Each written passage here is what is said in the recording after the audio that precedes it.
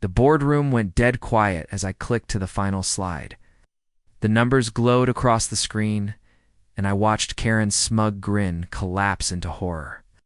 Her manicured nails clawed into the conference table as her eyes locked on the $5,000 hike in HOA fees. "What is this?"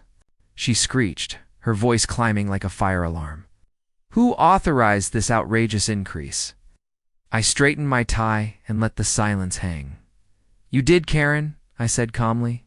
"The moment you find me $1,000 for swimming in my own." Let me back up.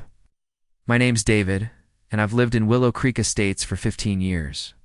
I bought my property for one main reason, not the 4-bedroom, colonial or the 3-car garage, but the jewel of the land. A pristine 20-acre lake called Crystal Lake. Half of it sat on my deed. The other half touched the HOA's borders. For over a decade, it worked beautifully. Neighbors waved as I swam laps at sunrise. Sometimes I even let the HOA host picnics on my shoreline. Then came Karen. She swept into the presidency like a corporate auditor leather notebook, colored tabs ruler in her purse. Within weeks, 17 warning letters had gone out for crimes like grass half an inch too long. And then, one blazing June morning, I met clipboard Karen at her finest. I was floating on my back, enjoying the clouds, when I heard her shriek, "Excuse me? Sir, get out of the water immediately." There she was, HOA, blazer, in 90-degree heat, waving a clipboard like a saber. "Morning, Karen," I said.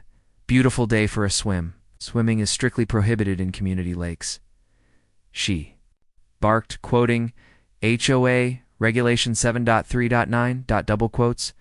"Karen," I replied, still treading water, "this is my lake. Check the deed." She lowered her giant sunglasses, the kind you can spot from a mile away when someone's about to ask for a manager. "The HOA governs all shared natural spaces. This lake touches HOA property, therefore it falls under our jurisdiction." "That's not how property law works," I said. Swimming toward my dock, her answer followed me like a curse. "Consider yourself on notice." The certified letter arrived Monday. OA letterhead. 3 pages of invented regulations, and a $1,000 fine. Went the reasonable route first.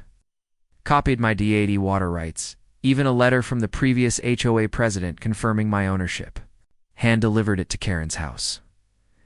She opened the door in another blazer pink this time. She didn't even glance at the paperwork. The fine stands. The board has spoken. Board. When did the board meet? Emergency session. She smirked.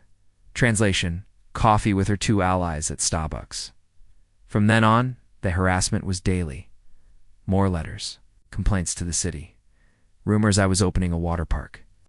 That's when I stopped playing defense. 2 weeks in the archives, uncovered my golden ticket, a 1998 easement agreement. It granted the HOA temporary access to my land, expired after 25 years unless renewed.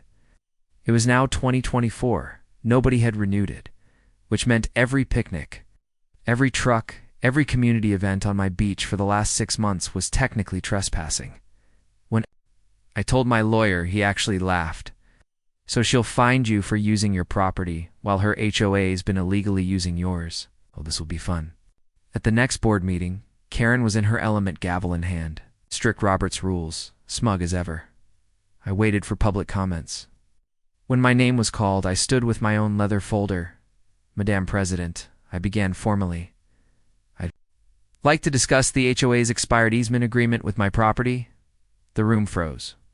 Karen's hand twitched over the gavel.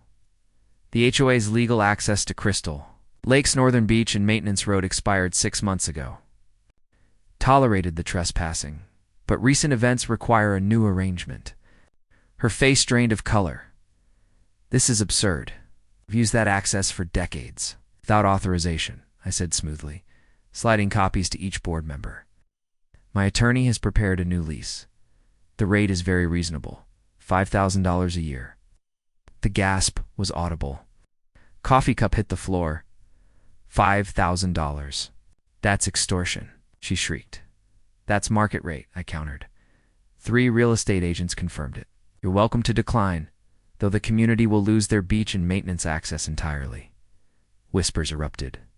The treasurer was already crunching numbers. Karen looked like she might combust. You can't do this, she hissed. Actually, I said, sliding the agreement across the table, I can. 3 weeks of chaos followed. Neighbors once loyal to Karen turned on her overnight. Facebook exploded. Memes of her clutching her clipboard like the Titanic. Residents demanded accountability. Finally, the board caved. In a packed community center, the vote was 4-1. Karen was the lone. No, the lease passed. Fees went up, and Karen finished. The recall petition soared. At the vote, 87% of the community booted her from office, the highest margin in HOA history. She stormed out, heels clacking, clutching her ruler like a fallen sword. The new board sent me an apology, refunded my $1,000 fine with interest, and negotiated a modest $500 lease. I agreed. That week, I installed a sign by my dock. Private. Properties swim free. And in tiny print beneath, HOA leadership not welcome.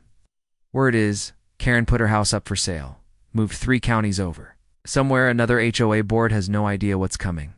As for me, I still swim every morning, every time I float on my back.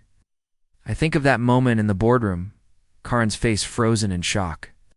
Proof that sometimes the best revenge is simply reminding people, your clipboard doesn't change the law.